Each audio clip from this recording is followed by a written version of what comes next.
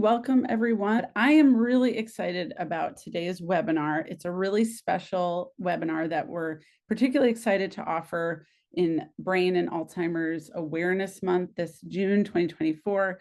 And it's more of a conversation and less of a presentation with really, really special guests who I'll introduce in just a second.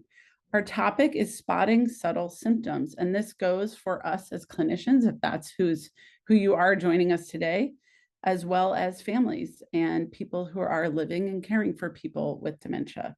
So spotting subtle symptoms, early dementia detection for families and clinicians.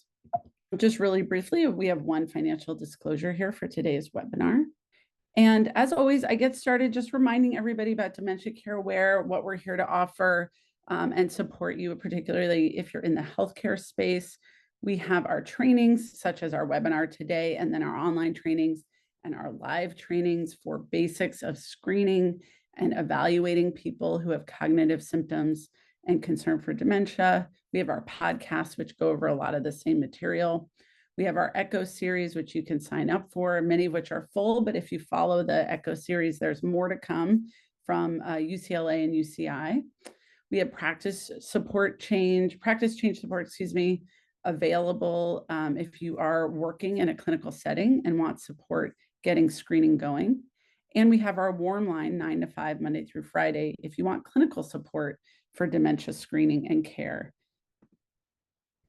As many of you know, our core training is our anchor training in our online module series. You can get additional CME and CE credits there and just simply learn about the basics of our cognitive health assessment, which really is the core of how we're hoping to support you in primary care, particularly screening, assessing for possible dementia. And as many of you know, and again, I'm really proud to bring up today, given our topic, we really are trying to train everybody, advise them to screen with the cognitive health assessment tools and approach in primary care for people who are 65 and older and do not have a pre-existing diagnosis. And that has to do with a brief history using validated tools for cognition and function as your screening tools, and then documenting care partner information. And again, we always talk about how important it is to know who's in our patients' lives and who's supporting them as early as possible so we can involve them, be a team member with them in helping to care for this person. And again, we have our upcoming live trainings, which are really, really popular and are the best way that we've been able to reach people and meet their needs around training. And they also have CME and CE credits. And you can sign up and you see we have multiple pretty much every week available to you. So learning objectives today, we're just going to learn about the perspective of caregivers for people living with dementia on the early symptoms of dementia. After this, I think you'll have a good sense of 2 questions you can use to ask caregivers to identify their needs during visits, and identify 2 ways to empower caregivers with resources or additional connections to support them. Okay, so now the fun part. I get to introduce my colleagues here, Ty Lewis and Dr. Wagahta Semere. And Ms. Lewis is a certified dementia provider and just an absolute force. So you're going to see today, she's really going to take over and share with us her experience and help me lead the conversation here in our learning about what it's like to be a caregiver for somebody with dementia. And I'm going to say a little bit more about her. You can find, she's going to share her social media, but that's really the way a lot of us have found and interacted with Ty and her work. But she's also out there as an advocate, an educator, a support, a peer to so many who are working and living with people with dementia. And she does this by sharing her journey with her mother, who, again, I'm going to let her really forefront that and talk about it. Dr. Semere is an internal medicine physician and professor here at UCSF and works in primary care with people with caregivers, of course, people with dementia as well, but also in research, learning how and helping us all to learn how to work better, more effectively with caregivers as healthcare providers, which I'm sure is relevant to many of us. And then there's me. I'm the executive director of Dementia Care Aware. I'm just going to be moderating and helping to get your questions to our discussants today. And I'm a primary care provider and geriatrician.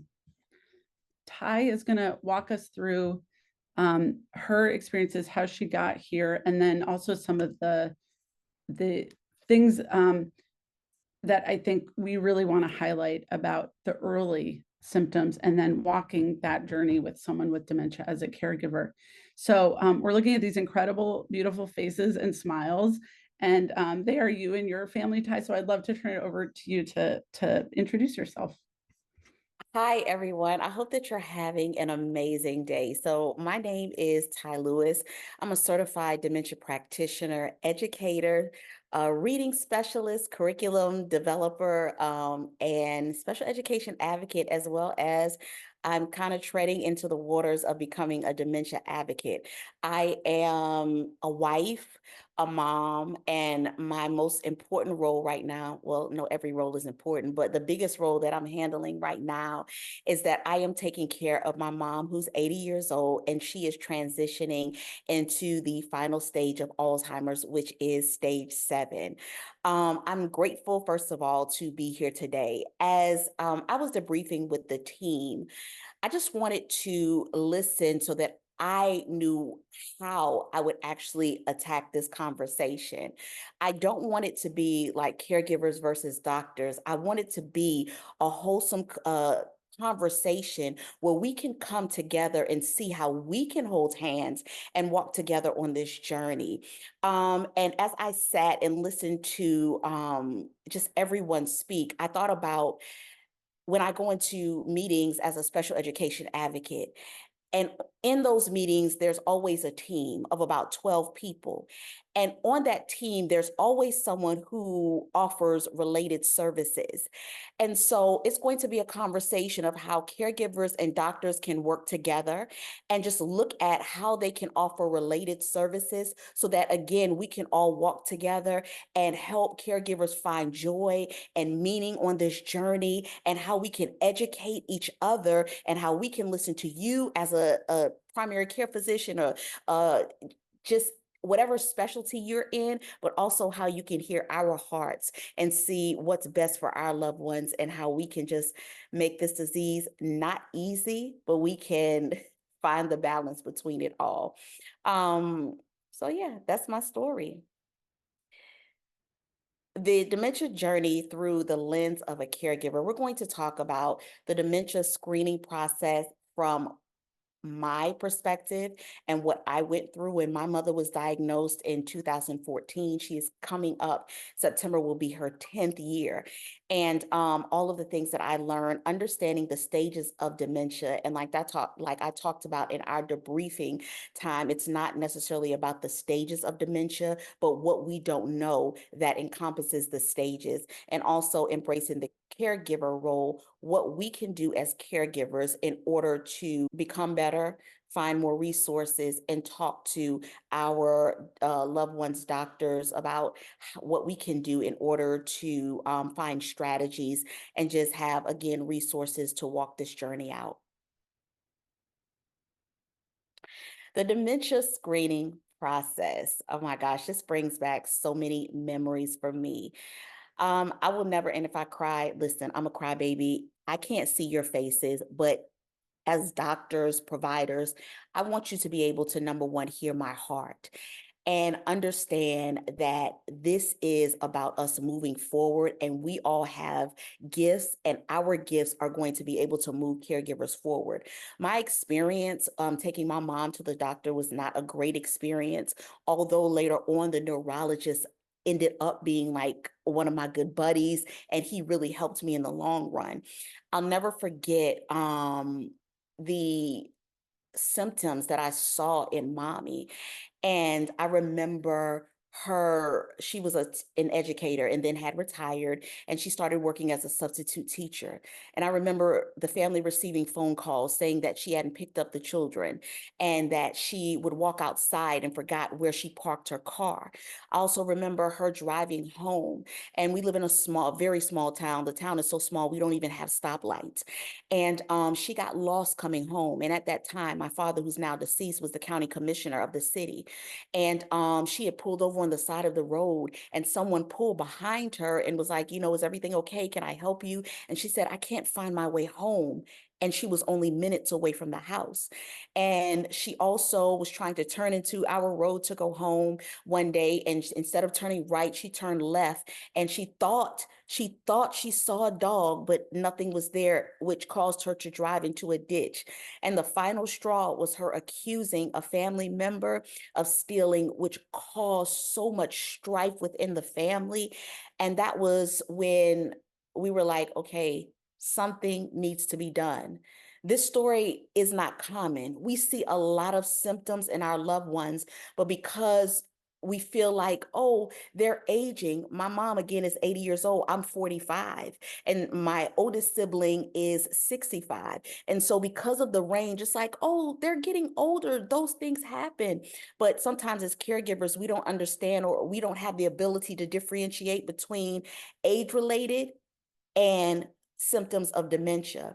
And so we scheduled an appointment with a neurologist in Atlanta, and I'll never forget them running a battery of tests. And the neurologist was just so stoic, like his whole demeanor was just, it wasn't even inviting or compassionate.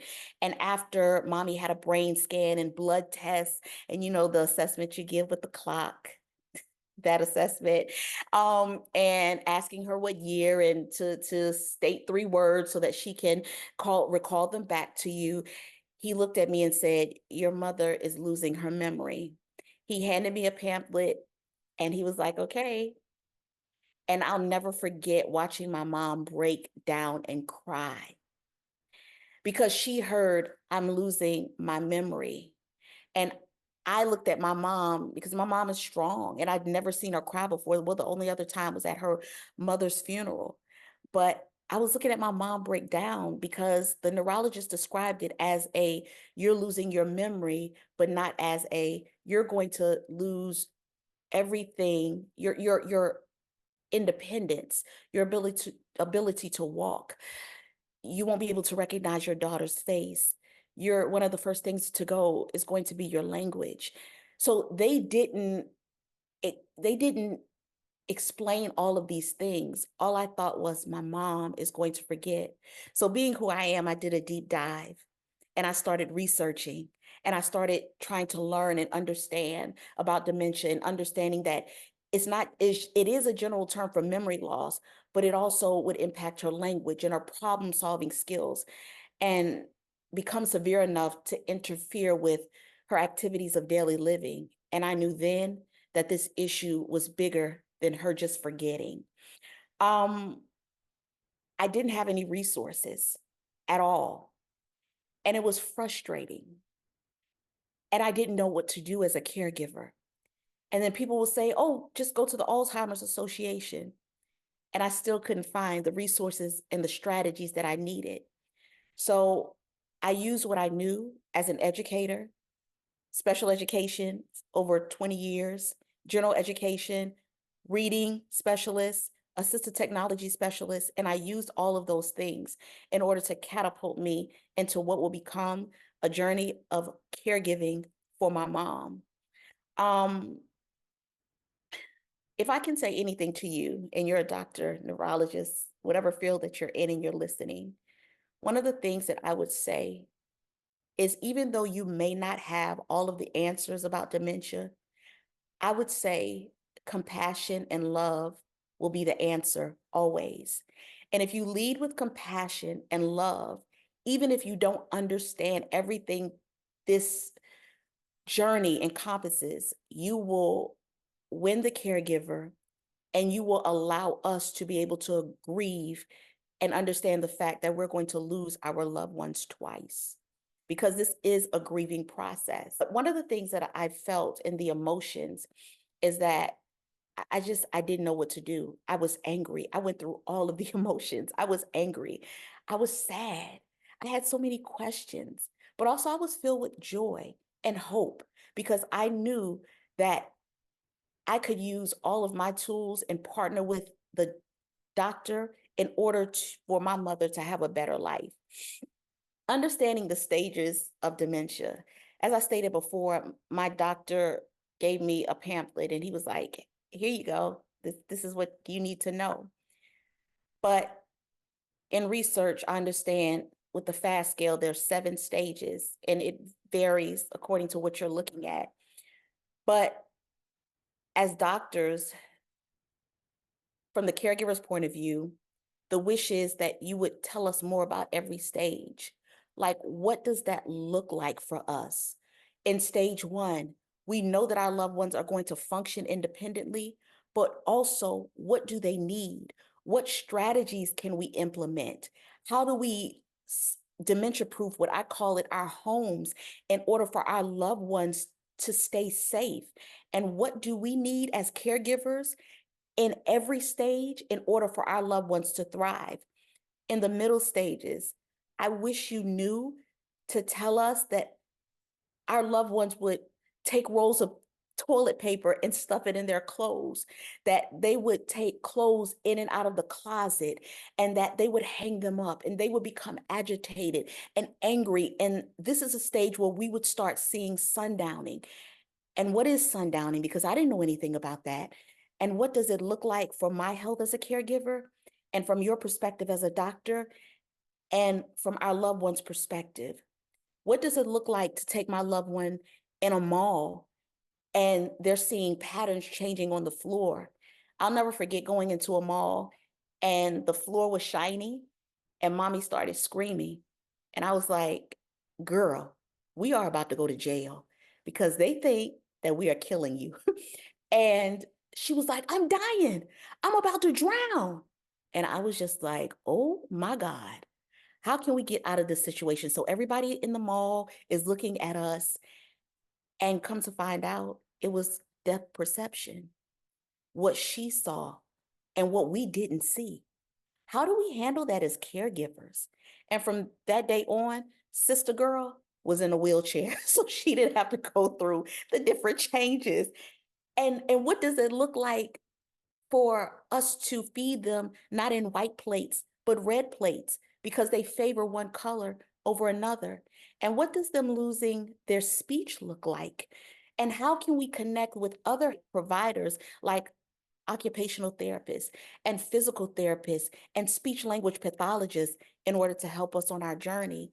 And the last stage, I wish that you could tell us that we would lose our loved ones twice, and that we would look at them and they wouldn't remember our faces or our names, and that they would forget the days of the week, how to swallow, how to walk, how to use the bathroom, that we would literally have to use our hands and extract bowels, how we have to feed them.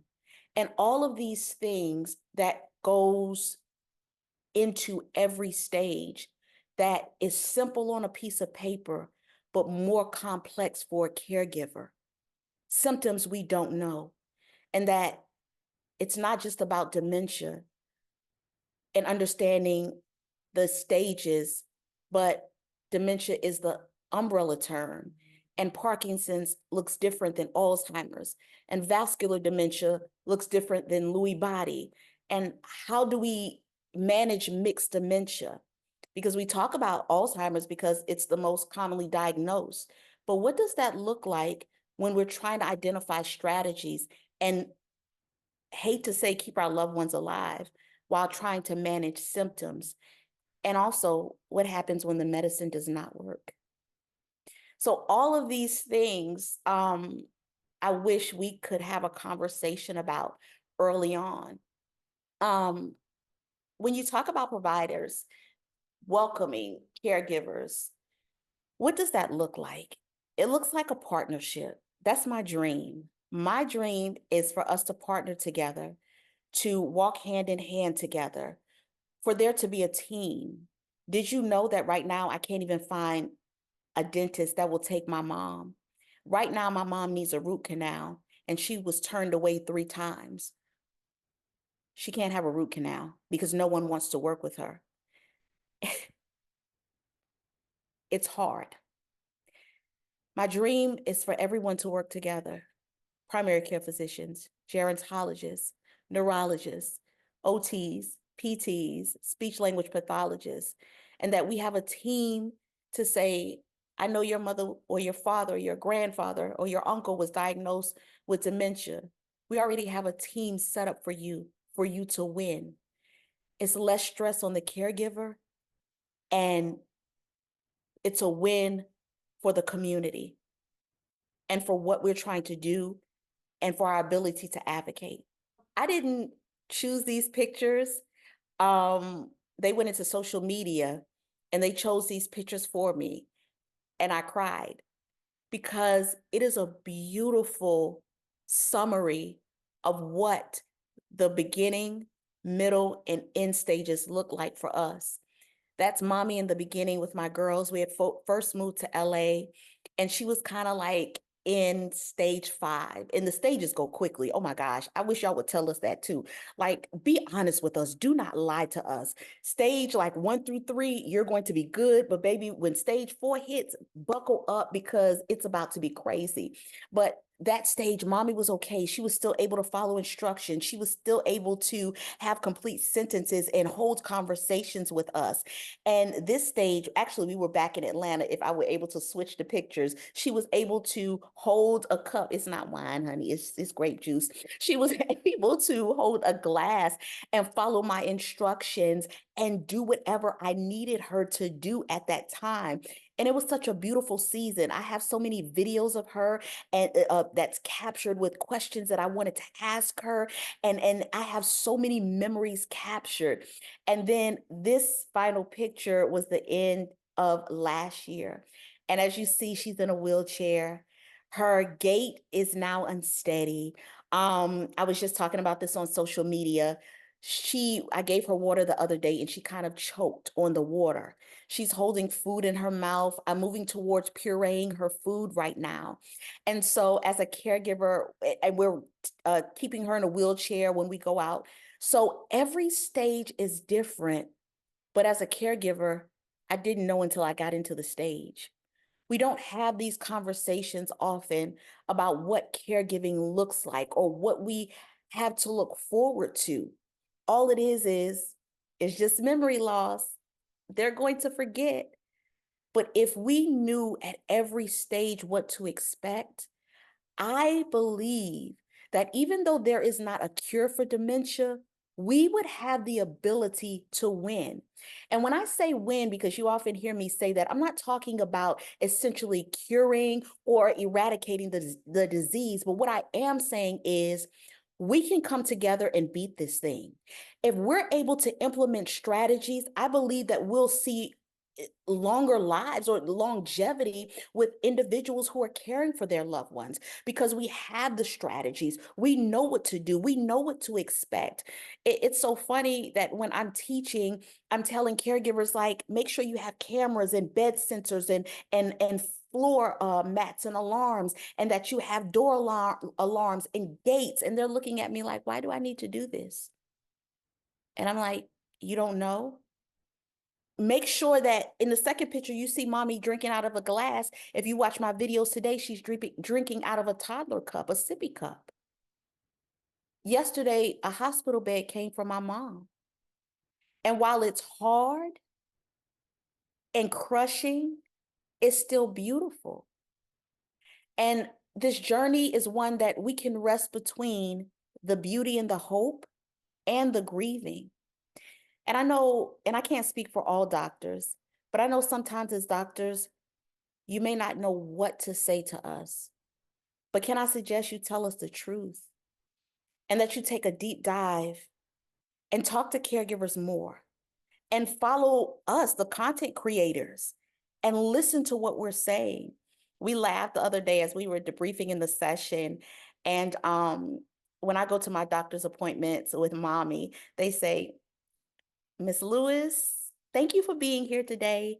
well, we don't know what to say to you because you know everything. And I always laugh. And so they said, well, we just want to say, hey, how's Miss Gertie doing? Because you brought your data and you have your graph and you know and I'm like, I don't know everything. I just want to partner with you. I want to know that you're going to tell me that it's going to be okay. I want to know that you're going to give me a strategy, regardless of my certifications or what I know or what you see me teaching online. I want you to be able to equip not just me, but other caregivers to walk this journey when my mother is no longer around. I want you to look at the least of these and say, you know what? They're struggling. And I want to be your resource. We look at you as our point of contact, as a hero, if you will, as the person that knows everything. And when we walk away, like I did in 2014, with tears in my eyes, frustrated, and your mother is going to lose your memory, you leave the caregiver walking away without hope.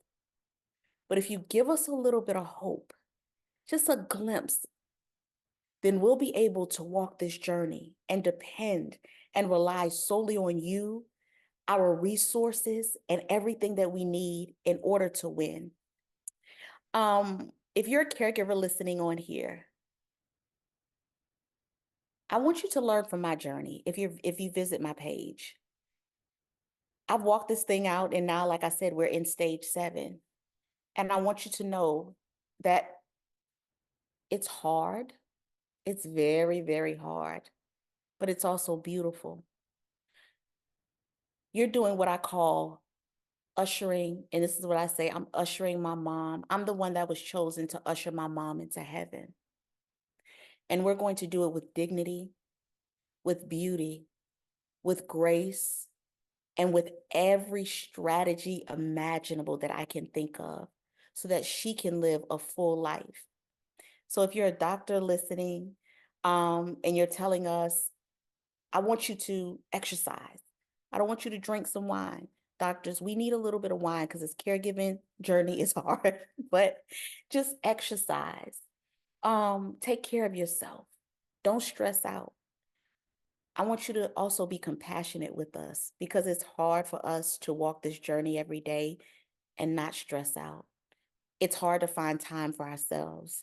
It's hard to find that minute to exercise, but just continue to be compassionate and loving. And one thing that I do know is if we all partner together, we will win and we'll be able to beat what we deem as an ugly disease and move forward and help so many other families.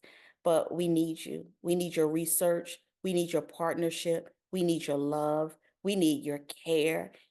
And most importantly, because this is what I hear, and I'm being honest, this is what I hear from our community. We just need you to listen to us. Even though you're a doctor, and I know that you know what's best, and I'm not discounting your medical years and your degrees, we also stay with our loved ones 24/7. And we know what they need. We know what they're going through. So we really need for you to listen to us. And everybody may not be as articulated or educated or have certified dementia practitioner behind their name, but they're taking care of their loved one and they know. I would love to start the conversation because I think we're all absorbing what you said and very grateful for it. You're getting a lot of support and gratitude in the questions. Um, and I want to make sure people know where to find you because I think Yes. your social media, which is a part of this, this is Yes. how you get your work and your skills. I mean, you're very, very skilled in educating and talking about your journey in a way that people can learn. I think that, you know, you've, which I forgot to mention that you're an educator by training as well. I'm on TikTok. So every handle on Facebook, TikTok, and Instagram. And doctors, please engage. I know, and I always say this, there are healthcare professionals, doctors, uh, and other individuals, memory care communities that follow me, and they never say anything. I know they see, and I know you hear our voices. Engage with us. join in on the conversation. Like, I hit some hard topics. I tell it like it is, but with love and compassion. But we want to hear from you. And if you go through my comments, you're going to see our needs, how we struggle, how we're broke. Honey, give me $1, okay? How we are Mm. struggling, just trying to find resources, and how we're trying to become resources, the content creators, for other caregivers so that they won't give up on this journey. This is so much more than caregiving. It's so much more than you being a doctor. It's literally about community. And that's what I'm trying to build here. You know, like I said, mommy is moving into stage 7, and soon, and I say this with, dignity and love, but she'll be gone soon. But it is still up to me to teach and to give everybody the resources and community and love that they need. And so join in on the conversations. Don't be shy. I love y'all. We're inclusive, and it's an amazing community. And you'll be able to really hear what the caregivers need. Um, and you'll see what you can adjust as a physician. It's really healthy and helpful. Many people are just saying, and I just want to echo it, thank you for sharing your story. My mother-in-law, several people actually are saying they're caring for their mother-in-law. These tools are helpful. You might want to put this advice in a book. I can't imagine somebody hasn't told you that before. Everybody tells me that. I'm like, y'all, I'm tired. But soon. Love your story. Thank you for being the voice for so many, among other things that this person said. And I will share all these comments with you.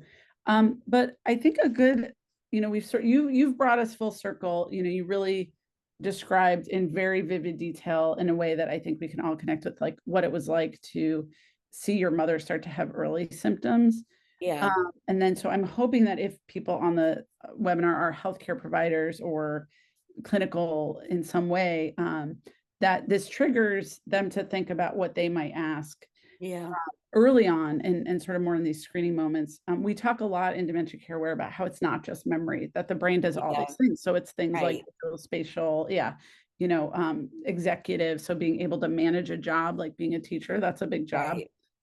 Um, I guess I'll ask you one more time, just for good Sure. measure, is there anything you think early on that could have been asked that would have been more helpful? Because you said you were talking to your family about it and not necessarily maybe her doctor. You know, mommy went to the doctor all the time, but she was able, and this is one of the things that you see in our community, she was able to hide it. And so, like I said, the biggest thing was, even when she lied and said I saw a dog, we were like, oh, okay, it it happens. Oh, you forgot to pick up your kids from, oh, I forgot too. But not linking it to anything. Um, I think we should have asked when her mother, Mama Genia, had passed. Mommy was diagnosed in 2014. Mama Genia died in 2013, but had Alzheimer's. My Uncle Piggy, and we call you, I'll say this on here because I don't care, but Black people always have pet names for their loved one. So Uncle Piggy. So Uncle Piggy was also had Alzheimer's, and he died in 2017. And yeah, it's That my, was her brother. yeah, her brother. Gotcha. And so you see it, and I Mhm. think about myself. Like, what does that look like for me? Like, Mama Junior again died in 2013, and Mommy was diagnosed in 2014. And we need to ask these questions. What does your family history look like? How does your memory impact your daily life? It's a difference between, I mean, I'm 45. Like, oh, I went into the kitchen. Oh, what did I come? Am I getting something Mhm. to drink? Versus I went into the kitchen, turned on the stove, and I left the stove on.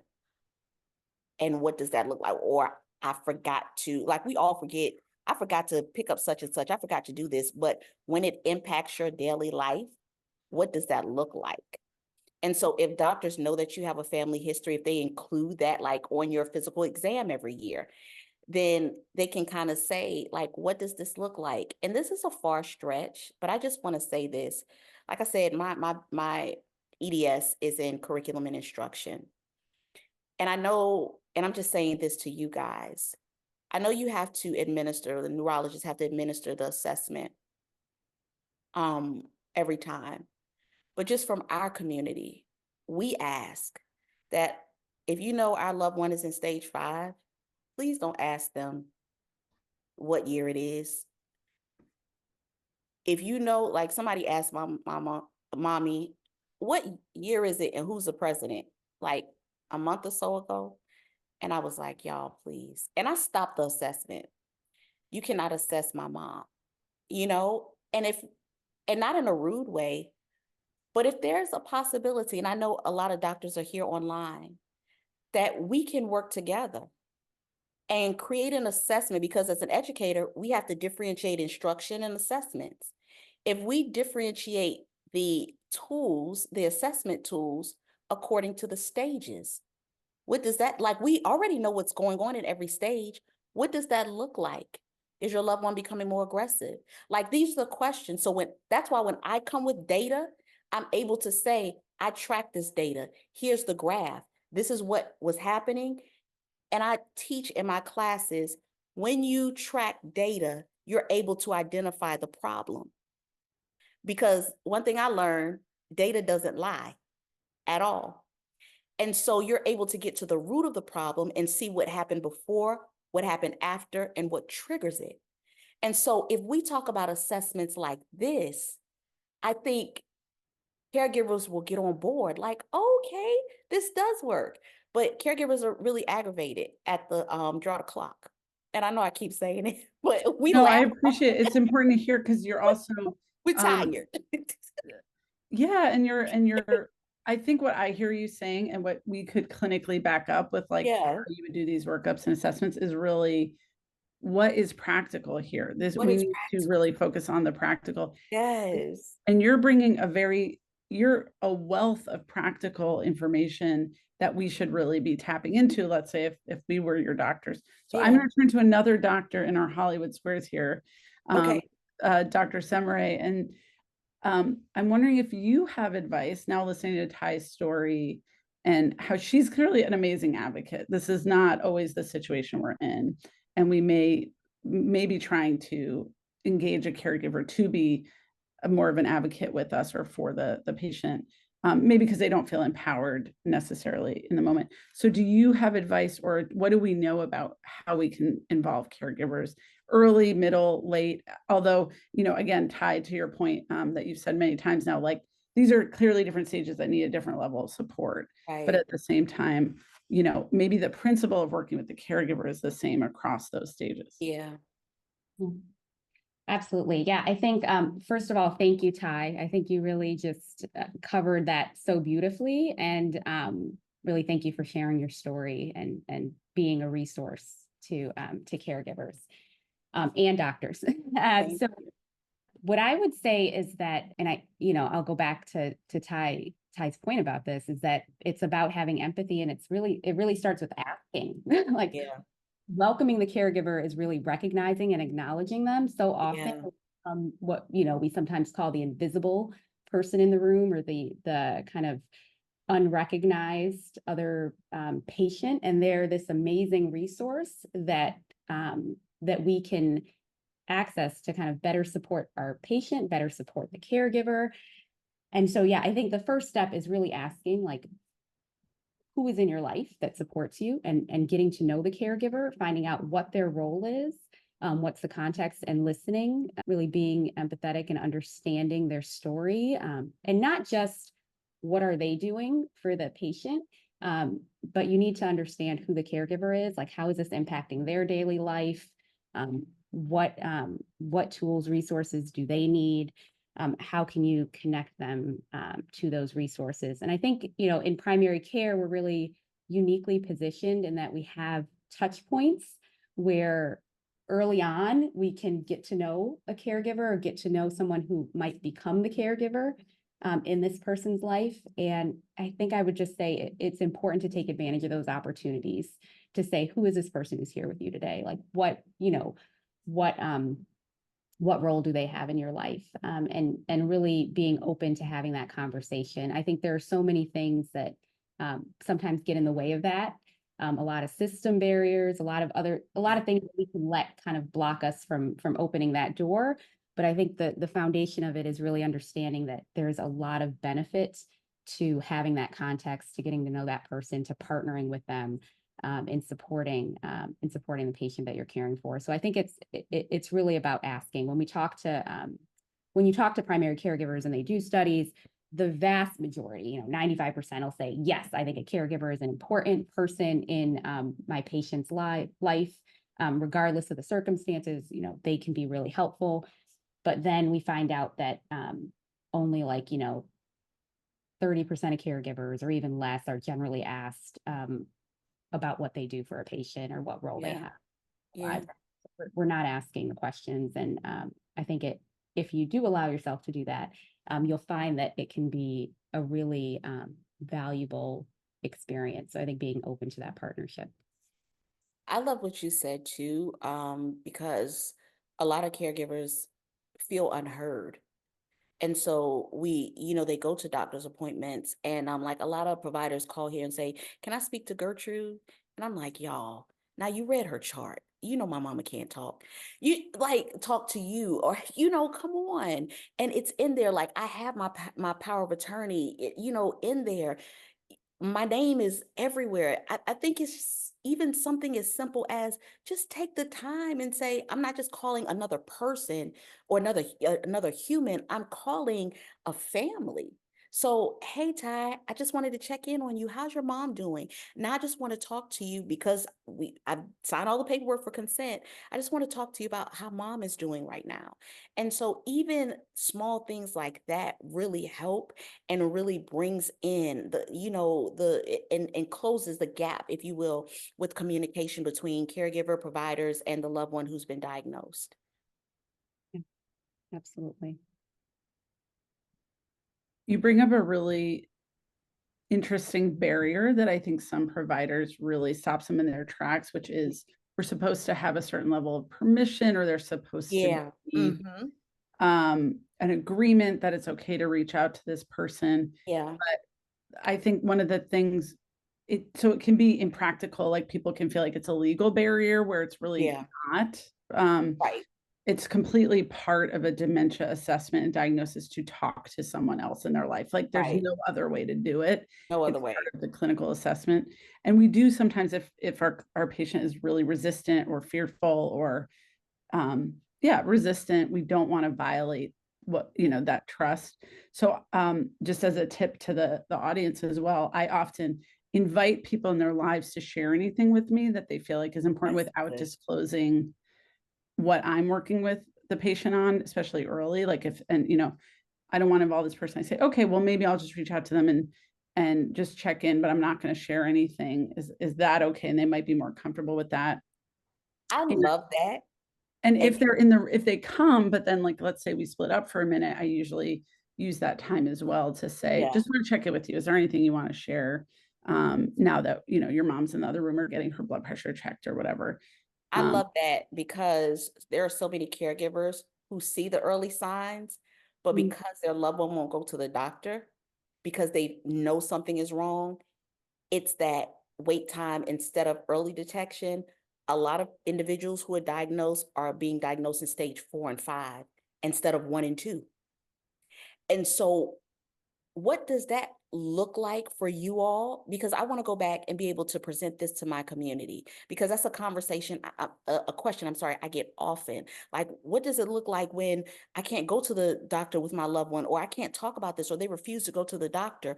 How can they reach you in order to discuss, like, I know, it's time for a checkup, but I'm also seeing this. What does that look like? So, but this is so interesting because you're pointing out, which we point out all the time, that most people are getting diagnosed way too late. Yes. And we don't have all this time to plan and get ducks in a row. And like you said, get ready for the bumps ahead. Why do you think screening might not be happening? Is there, from the caregiver side, is there a way we can engage them? I think I know why sometimes it's not happening on the healthcare side. Sure. When you think about the stigmas associated with it, when you think about loneliness, we don't see a lot of individuals that look like us in healthcare. And so we may feel like we receive a wrong diagnosis. Um, we're not trusting the medical system and the doctors. And so that's for my community. Overall, I think the biggest thing is people are scared. A lot of questions come up and, they say, my mom has it, my daddy has it. Like, what are the genetic risk? Is it inherited? And then I know that it's like that. And so now I'm forgetting, but I don't want to get checked because I don't want that diagnosis because I'm walking through that right now.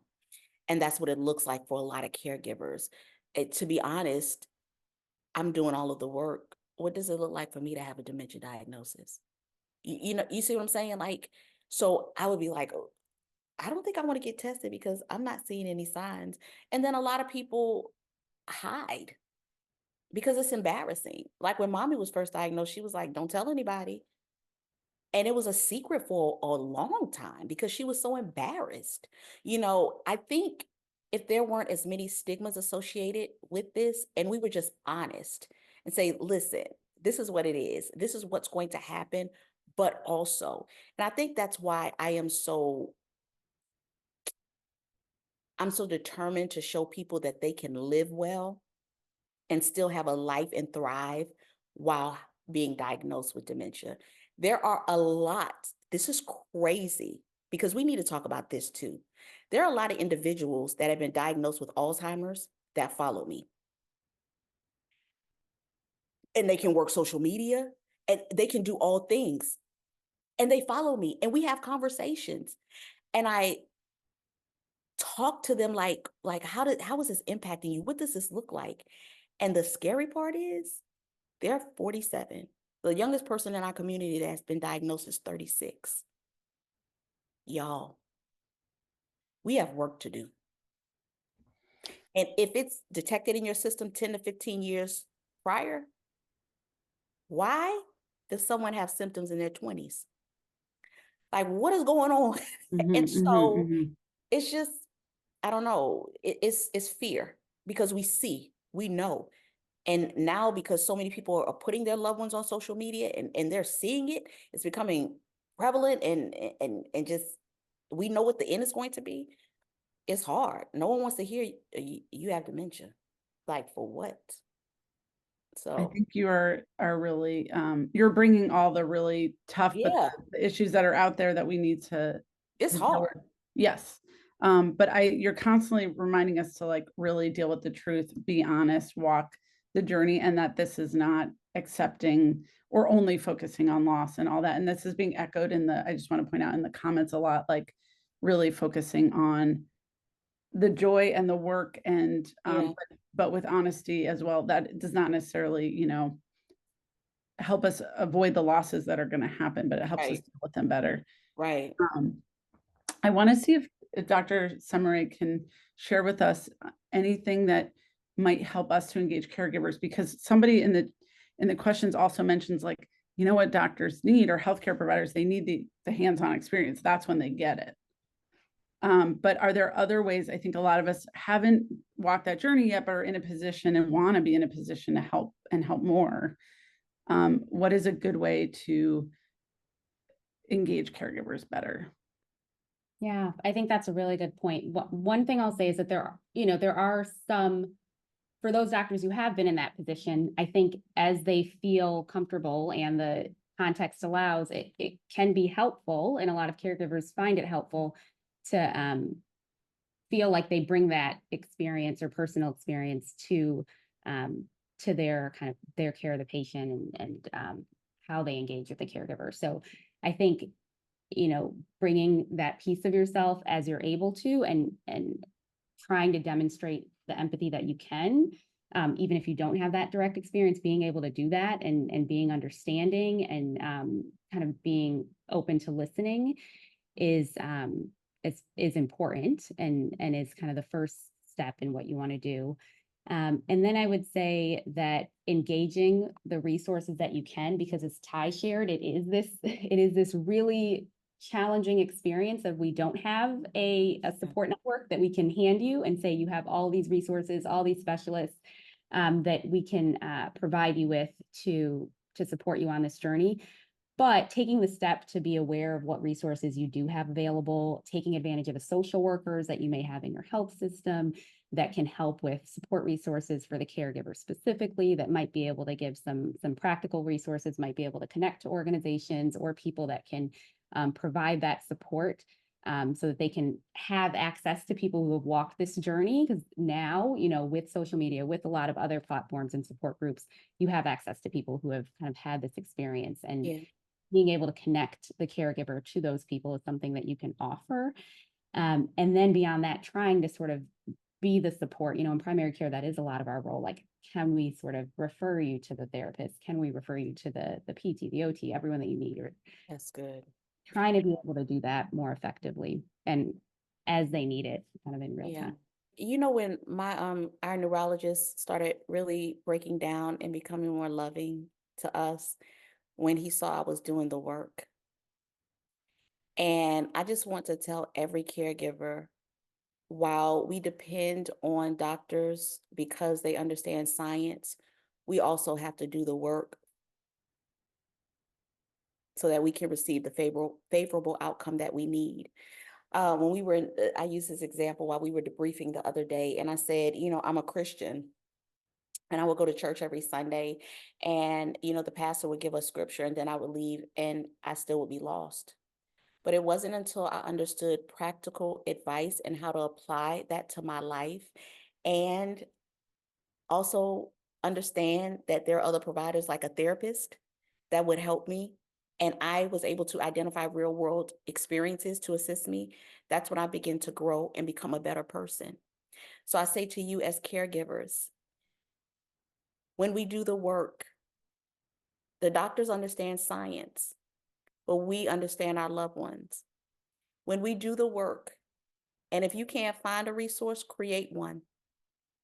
Hook up with me, baby. I will resource you to death, okay? But when you start doing the work and coming and showing them that you're doing the work, I believe a shift will take place. But also to the doctors, I want to say this, and I said this earlier. If you can give us practical solutions, team up with us. I don't mind sitting in meetings with doctors and saying, listen, okay, this person's loved one is in stage 1. This is how we're about to roll, okay? I need you to say, if your loved one is clearing out the closet, take the clothes out of the closet, put it in another room, and only give them 2 outfits to clear out. If they're packing it, saying they're about to go home, take the suitcase, put them in the car, and drive around the community and say, sorry, about to go on a vacation, and they're packing. Take their suitcase, put them in the car, drive them around the community and say, okay, we went on vacation. It's not, you'll see me all the time. Mommy said, we're going to Savannah. Are you going with me? Baby, let's get in the car. We're going to Savannah. If the doctors teach us how to play these games, we'll be undefeated. And so give us the real. What do I do when my loved one is crying? If y'all follow me, you know mommy's thing, because y'all always you find it funny. She does it, baby. It's about to drive me crazy. But what do I do? How do we distract? How do we redirect? So if doctors could just give it to us plain. You have an issue. It's like a homework helpline. This is what you do. When they're sundowning, this is what you do. Nutrition, what does that look like? Not just ensure. Like, how do we feed our loved ones? Give us practical wisdom for us to be able to do the work so that when we do come see you, you'll be proud of us. Every doctor, it never fails, that my mother has seen, she leaves them in awe. And you know what they ask? You sure there's nothing wrong with her? My mother is not on any medication. And you know what the doctors say? Why? Why isn't she on medication? The only thing that's wrong with mommy is that she has Alzheimer's and bradycardia. That's it. I'm doing the work, y'all. So doctors, strategies, caregivers, work. know if there are other healthcare providers in this webinar, they're thinking that they may not know all those things. And so I know, and I always admit that. That I have not You had the did the hands-on other day. experience, but that connecting with peers, support groups, organizations is a great start, and that they may reach out to one and they don't feel like it's a good fit for them. So that when they come back, we'll look for more resources. And like Dr. Semere was saying, like, can we get them connected to our social worker, other specialists that might be the right people? But maybe us admitting and having more awareness of our own gaps and being okay with admitting that is part of being truthful, honest, and are good, a more honest resource for caregivers. Right. I love that. I honored you and respected you so much when you were like, I may not know. And that's, in the world, it's us saying we don't know is like, oh, we're canceling them. They don't know. No, baby, I don't know everything. I don't. But I can lead you to somebody who does. And again, that's community and finding the right fit for us, and I'm going to keep saying, come see me. Come talk to me. We'll work it out. Well, I think we are all feeling extremely lucky that you're out there. We're extremely lucky that we got your wisdom for almost a full hour here. And so I'm just going to see if you guys have one last tip, and I'll ask Dr. Semere, and then I'll ask you, Ty, for one last tip that we can all leave with. Yeah, well, I think this idea, I'll just say really trying to be that support. So in those places where you can't share those personal experiences, which is often the case, really trying to connect the caregiver. So being open to speaking to the caregiver, getting to know who they are, and being open to being a support for them is really kind of a big tip, I would say, is just find out who they are. Be open to that first step. So really getting to know that person's support system, who the caregivers are, and then that's good. That might feel like for us a little outside the clinical realm, which is really a little sad, Ty, to admit that for us as healthcare providers, we really need to remind ourselves like that's important and okay and like crucial. So thank you so much for that wisdom. And Ty, is there one last thing you want to leave us with? It's going to be okay. If I could say anything that I've learned on this entire journey, even though I see my mom slipping away and she forgets me and all of the things that are happening, at the end of the day, it's going to be okay. And I'm taking it moment by moment. And if you're a caregiver, take off your caregiving cape. We are heroes to our loved ones, but we also have to take care of ourselves. Honor yourself as you honor your loved one. Do the work in integrity. And as always, we can give you 50 million strategies, but if you lead with love, you'll always win. Always. Thank you for showing us the way, Ty. Thank you. Thank you for having me. I appreciate it. Thanks, Wagahta. Bye, everybody. Have a great day.